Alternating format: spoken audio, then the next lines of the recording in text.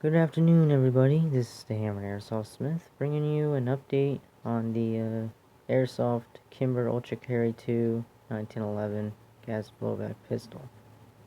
As you can see, she's in full black now, and she's got the waffle grips.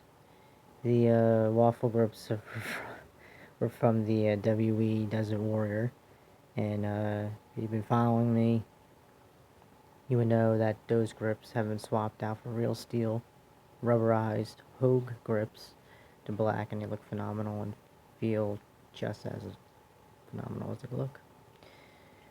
Brings a tear to my eye every time. It's fucking awesome. But any users, yeah, so that's where they went. And right, so what did I do? Well, I used birchwood cases, of course, black aluminum on the slide stop, the frame, the beaver tail grip safety, and the mainspring housing. Didn't have to go too dark. I just wanted it to be pretty close or on par to the slide and the thumb safety. And before we handle this, we're gonna safety check it. Load the magazine, 0.25 gram. About 8 of them in that magazine. I believe that's actually the Desert Warrior magazine, but not like it matters. But anyway, yeah, we're empty. Okay, so, and as you can see, I'm like spot on, because I'm a freaking OG. So I roll, man. All I do is win. That's it. There's my one cocky moment in my whole YouTube lifespan. Any users? Again, going back. I kept the Kimber Gold Cup 2-hole mid-trigger in there. I like it in there. It looks great. And I don't think it's that necessary to switch triggers or just for the 3-hole trigger. It's not a lazy thing, it's just, as I've been saying a lot lately, I mean, you can always swap parts. Just because you swap a part doesn't mean it's less of a pistol where it was, or a completely different pistol now. But anyway, so, yeah, I'm happier now with the appearance. WE bare metal parts are very high maintenance, and even someone as OCD and neat freak such as myself, I don't feel like polishing the damn thing every day. And when you lacquer it, you gotta make sure you get every single spot covered, because if any air oxidizing or whatever gets into that one little speck, you'll fog the whole gun up, or that whole part, and it looks like crap. It's a pretty blue-gray color, but it's got the foggy blotchiness too, and it looks like crap. We all know I wasn't gonna paint the damn thing. Bad luck with all that shit, dude. So, but, okay, yeah, it looks great. Feels great.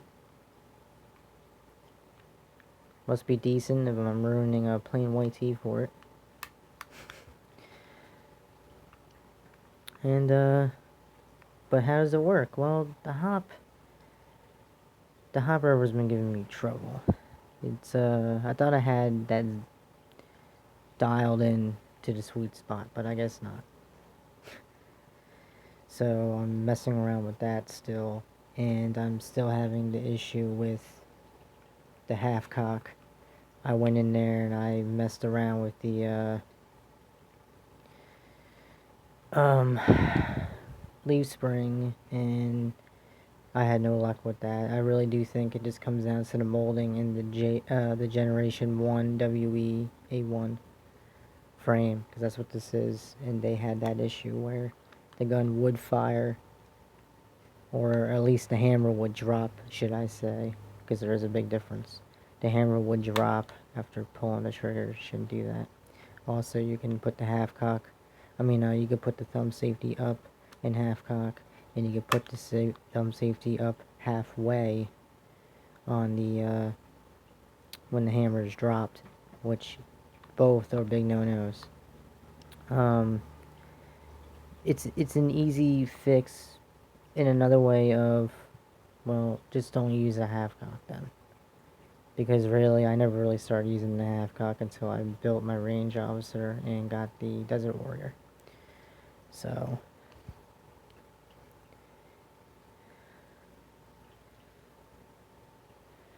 that's still a little finicky, man. I can either, like I said, I can either go back in there and tweak some more, or I can just leave it as is and just don't use the half cock. It's not a big deal. But the hop definitely needs to be redialed. No doubt about it. The hop is definitely funny.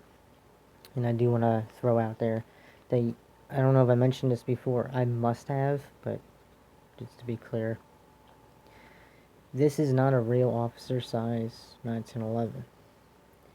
The barrel's slightly too long. This is a 3.8.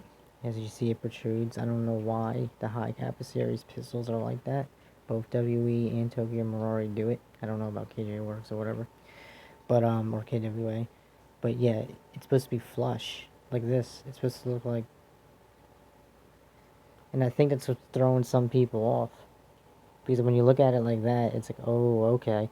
Even my arm, too. That's funny. Where my forearm is placed, that's where the grip should be cut down to.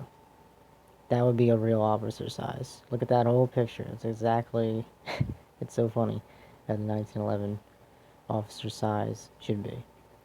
Technically, because this is an officer size slide, and the frame is a government and or commander, because they use the same... Commander uses the government frame, but a commander size slide, which goes out to here. It's a nice, very nice 1911 size. The commander, it's beautiful. Some dirty ass hands, dude. Well, because you're fucking working, man. Anyways, schizophrenic, yeah. Fucking possessed. Alright.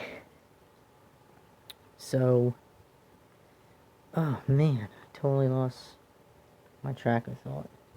But yeah, this would be technically a commanding officer size. It would use your standard 7-round or 8-round magazines because of the size of the frame. It would have to get its own special magazines if I was going to cut this down. You would get, of course, the officer ones. So, but you know what, dude? I really don't care. I actually really like, because this is very unique. This pistol is even more unique than it's ever been. A commanding officer, even in real steel, isn't all that common. So, I had this thing completely, almost completely stripped down, re-oiled, and everything. So I just gotta find a way to get back on that hop. Hop on that hop. Corny ass motherfucker. Yep. So, these should be Trigon sights, but I don't care enough. These sights are actually pretty good. I like the serrations on the rear. Prevents glare. Does it look like a Kimber now, you damn crackhead? Yeah, you remember that? I remember you, dude. Fucking crackhead commented on one of my videos pertaining to this pistol. So why do you call it a Kimber? It looks nothing like it. You must be a fucking crackhead, dude. Peace.